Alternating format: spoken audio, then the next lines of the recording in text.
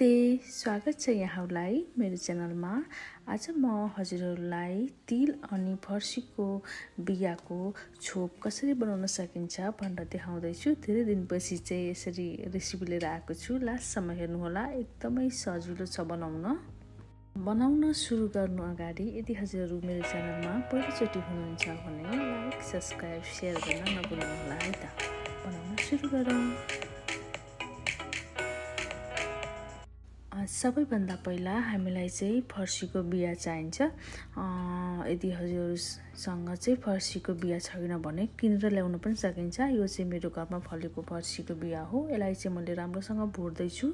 यसरी यो फर्सीको बिया पाकिसकेपछि चाहिँ पड्किन्छ अनि पड्किसकेपछि चाहिँ यो रेडी हुन्छ। अनि फेरि मैले यहाँ तिल भुट्दैछु।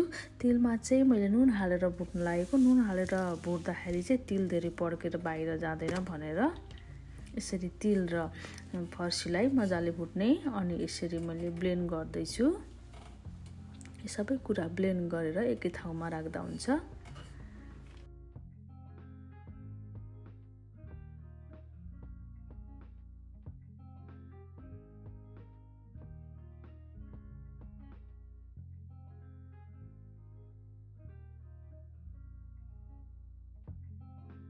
पिसेर पनि सकिसक्यो। यो तिललाई अनि फर्सीको बियालाई चाहिँ यसरी राम्रोसित चलाएर तलमाथि गर्नुपर्छ ताकि सबैतिर सबै कुरा पुगोस् भनेर।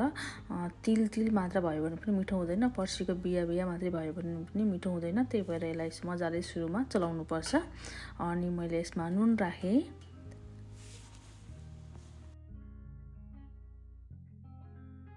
नुन राखिसकेपछि चाहिँ मैले यहाँ माथिबाट चाहिँ तिमुरको धुलो राखेको छु। जति तिमुर राख्यो त्यति मिठो हुन्छ, तर मसँग चाहिँ थोरै थियो अनि मैले रातो खुर्सानीको धुलो राखेँ। यो चाहिँ अप्सनल हो, हजुरहरूले पिरो रुचाउनुहुन्न भने नराख्दा पनि हुन्छ।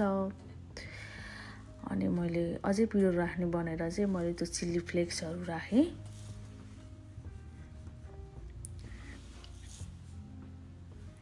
अनि बेसार राख्दैछु।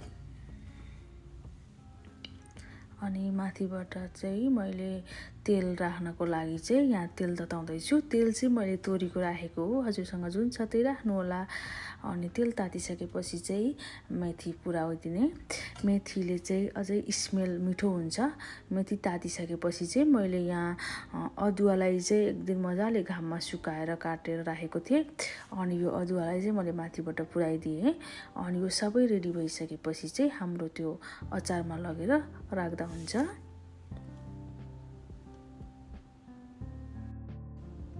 तेल मजाले तातिसक्यो अनि यो चाहिँ मजाले सबै मसलामा पर्ने गरी तेललाई चाहिँ राख्नु होला। तेल चाहिँ मैले यहाँ अब यति लिने भनेर चाहिँ भनिनँ, किनभने त्यहाँ हामीसँग जति छोप बनाउनको राखेको छोप छ त्यसै अनुसार चाहिँ आफूले तेल लिनुपर्छ। त्यही भएर आफ्नो अड्कलले चाहिँ तेल लिनु होला। अनि यहाँ मैले माथिबाट चुक राखेँ। चुकले चाहिँ अमिलो हुन्छ, अमिलो भएपछि बल्ल अचार मिठो हुने हो। त्यसैले हजुरहरूले चाहिँ मजाले यसरी लाग्ने गरेर नै तेल राख्नुपर्छ। तेल चाहिँ अलिक बढी नै लाग्छ। अनि यसलाई चाहिँ मजाले टाइम दिएर पुरा माड्नुपर्छ। सबैतिर मसलाहरू लागोस् भनेर सबैतिर नुन, मरमसला, पिरो भयो भने बल्ल छोप मिठो हुन्छ खानाको लागि। हजुरहरूलाई आजको भिडियो कस्तो लाग्यो? जस्तो लाग्यो त्यस्तै सुझाव सल्लाह दिन नबिर्सिनुहोला। अनि यदि मन पर्यो भने हजुरहरूले पनि यसै गरी बनाएर खानुहोला, एकदमै मिठो हुन्छ। आजको लागि चाहिँ बिदा लिन्छु। नमस्ते, bye bye, love you all.